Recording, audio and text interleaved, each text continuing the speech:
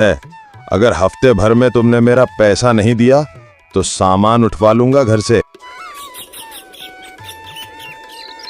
अगले दिन जब घर में आटा खत्म हो गया, गंगा माई अपनी पुरानी साड़ी का पल्लू कस के बांधते हुए बंसारी की दुकान पहुँचे। बंसारी लाल बेटा, मुझे कुछ दिन के लिए थोड़े राशन उधार चाहिए, अगले महीने पैसे दे दूंगी। क्या थोड़ा राशन उधार दे दूं? मैंने क्या यहाँ दान धर्म खुला हुआ है जो तुमको मैं बिना पैसे के उधारी पर राशन दे दूं? माफ करना मुनिया माई, अब उधार नहीं मिलेगा। मुझे सेठ मोहनलाल ने पहले ही बताया है कि उसका तुम पर कर्ज है। पहले सेठ मोहनलाल का कर्जा चुकाओ, फिर मेरे पास उधारी मांगने आना। बंसारी लाल की बातें सुन के मुनिया माई दुखी होके खाली हाथ अपने घर लौट गई। शाम को प्रसाद अपने 2 आवारा दोस्तों के साथ गांव के चौपाल पे बैठा हुआ था। तभी उनमें से एक दोस्त रघु प्रसाद से कहता है, अरे प्रसाद, तेरी माँ तो बड़ी परेशान दिखी आज। तेरे घर आज फिर सेठ मोहनलाल आया था क्या? क्या बताऊं यार, वही पुराना कर्ज का रोना। माँ को समझ नहीं आता कि ये सब उनकी गलती है। उसने उस पाखंडी आदमी मोहनलाल से कर्ज क्यों लिया। तभी वहां गांव का नेक दिल इंसान मनोहर चाचा आ जाता है और प्रसाद से कहता है, अरे प्रसाद, तुम्हारी माँ दिन रात खेतों में काम करती है और तुम यहाँ अपने इन आवारा दोस्तों के साथ मटर गश्ती कर रहे हो। एक दिन ऐसा आएगा जब तुम्हारे पास माँ तो होगी, लेकिन खाने के लिए रोटी ही नहीं होगी। मनोहर चाचा, आप भी माँ जैसी बातें करने लगे हो। माँ भी यही कहती हैं, एक काम करो नहीं तो खाने के लिए रोटी नहीं होगी। प्रसाद, तुम्हारे जैसे बेटे के लिए तो भगवान भी नहीं रोएगा। इतना बोल के मनोहर चाचा वहां से चला जाता है। रात को जब प्रसाद घर लौटा तो मुनिया माई चूल्हे के पास बैठी रो रही थी। चूल्हा बुझा हुआ था और बर्तन खाली थे। अरे माँ, खाना नहीं बनाया क्या? घर में खाना बनाने के लिए कुछ भी राशन नहीं बचा है, तो मैं कहाँ से राशन लाऊं बेटा? मैं आज राशन लाने श्यामलाल की दुकान पर गई हुई थी, लेकिन बंसारी लाल ने राशन उधार लेने से मना कर दिया। घर में अन्न का एक दाना नहीं है और तू पूछ रहा है कि खाना नहीं बनाया क्या? अरे माँ, तुम तो हर बात पर रोने लगती हो। खाना नहीं बनाया तो आज भूखा ही सो जाऊंगा, लेकिन तुम रोना मत, मुझे अच्छा नहीं लगता। रोना तो आएगा बेटा, घर में कुछ भी राशन नहीं है, रोना तो आएगा ना। तू भी घर में पड़ा पड़ा रहता है और वो तुम्हारे आवारा दोस्त के साथ दिन भर घूमते रहते हो।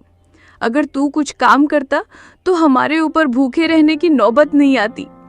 कुछ तो शर्म कर बेटा, एक दिन भी किसी का भला किया है तुमने तो बताना। बेटा रामू, अब मैं थक चुकी हूँ बेटा, अब तू ही कुछ कर। अगर हमने सेठ मोहनलाल का कर्ज नहीं चुकाया तो हम रास्ते पे आ जाएंगे। मुनिया माई की इन बातों ने प्रसाद के भीतर का कामचोर इंसान जाग जाता है, लेकिन सिर्फ कुछ पलों के लिए। वो फिर करवट लेकर सो गया। अगली सुबह 2 दिन बाद फिर वही दस्तक। मुनिया माई दरवाजा खोलती है तो सामने उसे सेठ मोहनलाल दिखाई देता है। वो बहुत घबरा गई। अब बहुत हो गया मुनिया माई, या तो आज मेरा कर्ज चुकाओ या फिर घर के सामान की लिस्ट तैयार रखो। अगले हफ्ते में सामान लेने के लिए हवेली से आदमी भेज दूंगा। क्या है ये रोज रोज का तमाशा? दिन निकला नहीं कि रोज यही देखना पड़ता है। तू ही है ना मुनिया माई का वो काम चोर बेटा। अगर आधी मेहनत भी तू करता तो आज तेरी माँ को यूं हाथ जोड़ने की नौबत नहीं आती। मुनिया माई, मैं तुम्हें अब सिर्फ 8 दिन का टाइम देता हूँ। अगर तूने 8 दिन के अंदर मेरा कर्ज नहीं चुकाया तो मेरे से बुरा कोई नहीं होगा। इतना कहकर सेठ मोहनलाल वहां से चला जाता है। अगले दिन मनोहर चाचा और उनकी पत्नी खुद मुनिया माई के घर आते हैं। मुनिया माई, मुझे सब कुछ पता चल गया है, तुम चिंता मत करो। मैं सेठ से बात करता हूँ और थोड़ी मदद भी करूंगा, लेकिन शर्त है। क्या शर्त है मनोहर भाई? तुम्हारा ये लड़का प्रसाद अब मेरे साथ खेतों में काम करेगा, तभी मैं तुम्हारी मदद करूंगा। रामू, सुबह 5 बजे तैयार रहना, वरना मदद करना बंद कर दूंगा। प्रसाद कुछ कहना चाहता था, लेकिन माँ की आंखों में उम्मीद देखकर चुप रह गया। अगले दिन रामू पहली बार खेत में पहुंचा। धूप तेज थी, खेत कड़ा और शरीर ढीला। रामू खेतों में काम करके जल्दी थक चुका था। बेटा प्रसाद, तुम तो पहले दिन ही काम करके थक चुके हो। तो सोच मुन्निया माई, तेरी माँ ने 50 साल तक कैसे काम किया होगा, वो भी किसके लिए? तेरे लिए। वो दिन रात कड़ी धूप में बारिश में तेरा पेट पालने के लिए मेहनत करती रही, और तू एक ही दिन में खेतों में काम करके थक गया। चलो, अब तुम्हें भूख लगी होगी, कुछ खा लो। इसके बाद प्रसाद खाना खाने पेड़ के नीचे चला गया। प्रसाद थक के चूर चूर हो गया था। हाथ छिल गए, पैरों में छाले पड़ गए। लेकिन उसे पहली बार रोटी का असली स्वाद मिला जब जानकी चाची ने खाना परोसा। प्रसाद खाना खाने लगा। आज की रोटी मेहनत की है रामू, कैसी लगी? जानकी चाची, जैसे पहली बार खाना खाया हो ऐसा लगा। मुझे पहली बार एहसास हुआ कि मेहनत की रोटी खाने का मज़ा ही कुछ और होता है। मेहनत की रोटी खा के मुझे बहुत ही अच्छा महसूस हो रहा है जानकी चाची। अब प्रसाद रोज सुबह खेतों में जाता, दिन भर काम करता और शाम को माँ को 200 रुपए लाकर देता। जो प्रसाद उसके आवारा दोस्त के साथ आवारागर्दी करता, गांव में इधर उधर घूमता रहता, वही दोस्त आज प्रसाद में ऐसे बदलाव देखकर बातें करते थे। दूसरी तरफ मुनिया माई की आंखों में चमक लौटने लगी। लेकिन सेठ मोहनलाल अब भी सख्त था। हफ्ता बीता, कर्ज अब भी बाकी था। तभी उधर से मनोहर चाचा आ जाते हैं और मुनिया माई से कहते हैं, मुनिया माई, अभी तो सिर्फ मेरे पास 1000 रुपए हैं।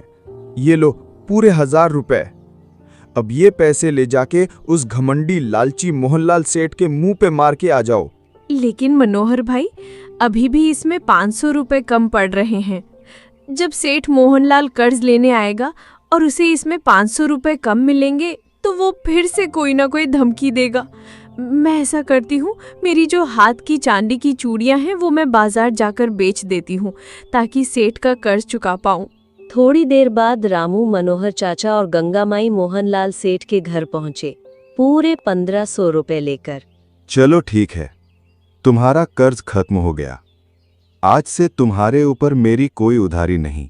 सेठ, आज तक मेरा कोई नहीं था, लेकिन आज से मेरा बेटा अब मेरा अभिमान है। ये कहकर मुनिया माई अपने घर वापस आ जाती हैं। तभी बंसरी लाल भी आ जाता है। ये लो मुनिया माई राशन। अब तो तुम्हारा बेटा रामू जो कामचोर था वो काम करने लगा है। अब उधारी की कोई टेंशन मत लेना। आगे से कोई भी सामान लगा तो बेझिझक दुकान पे चली आना। मुनिया माई, आपकी परवरिश ने तो कमाल कर दिया। प्रसाद तो सच में बदल गया। एक दिन जो प्रसाद निकम्मा नालायक कामचोर था, वो प्रसाद आज पूरी तरह बदल गया। बंसारी लाल, ये तो सब ऊपर वाले का ही चमत्कार है जो उसने मेरे बेटे को बदल दिया और उसको खुद के पैरों पर खड़े रहने लायक बनाया। मैं ऊपर वाले का जितना शुक्रिया करूं उतना कम है। उतने में ही उधर से प्रसाद आ जाता है। अरे बंसारी लाल सेठ, क्या हुआ? आज मेरे घर का रास्ता कैसे याद आया? क्या मेरे पे आपकी दुकान के राशन के उधारी के पैसे हैं जो आप मांगने चले आए हो? अरे नहीं प्रसाद बेटा, मैं उधारी के पैसे मांगने नहीं आया। मैं तो ये पूछने आया हूँ कि जो कामचोर लड़का दिन भर गांव में अपने दोस्तों के साथ आवारागर्दी करता और इधर उधर गांव में फिरता रहता, वो अचानक कैसे बदल गया? मुझे तो बहुत खुशी हुई। पहले मैं तुम्हारी माँ को उधारी देने से भी डरता था। अब मैं खुद तुम्हें कहता हूँ प्रसाद बेटा, अब तुम्हारे लिए मेरी दुकान हमेशा खुली है। जब चाहे जितना चाहे उतना राशन तुम उधार ले जा सकते हो। ये सुन के मुनिया माई की आंखों में आंसू आ गए, क्योंकि उसका बेटा बदल चुका था। तभी उधर से सेठ मोहनलाल फिर मुनिया माई के घर आता है, लेकिन इस बार उसके चेहरे पर घमंड नहीं, शर्म था। मुनिया माई, मैं तुमसे माफी मांगने आया हूँ। जो कर्ज मैंने दिया था वो इंसानियत का था, लेकिन मैं तुम्हारे साथ सौदा करता रहा। प्रसाद को देखकर मुझे समझ आया कि हर आदमी बदल सकता है। मोहनलाल सेठ, जब बेटा बदलता है तो माँ का दिल गर्व से फूल जाता है और माँ को बेटे के लिए बहुत खुशी होती है। सेठ जी, अब मैं गांव के गरीबों के लिए एक समिति बना रहा हूं जो बिना ब्याज के मदद करेगी, ताकि किसी माँ को आपकी तरह धमकियां न सुननी पड़े। प्रसाद की ये बातें सुन के सेठ को अपनी आंखें झुकानी पड़ी और मोहनलाल सेठ वहां से दुखी मन से चला जाता है। अगले दिन की बात है। मनोहर चाचा प्रसाद से कहते हैं, देख बेटा प्रसाद, खेत कभी धोखा नहीं देते। जो बोओगे वही काटोगे। मेहनत अगर सच्ची हो तो फल जरूर मिलेगा। इस कहानी से हमें यह सीख मिलती है कि काम चोरी से कोई पेट नहीं भरता, मेहनत ही असली धर्म है। माँ की ममता हर मुश्किल सह सकती है, पर बेटे की बेरुखी नहीं। एक इंसान अगर बदले तो पूरे समाज में बदलाव ला सकता है। कर्ज सिर्फ पैसे का नहीं होता,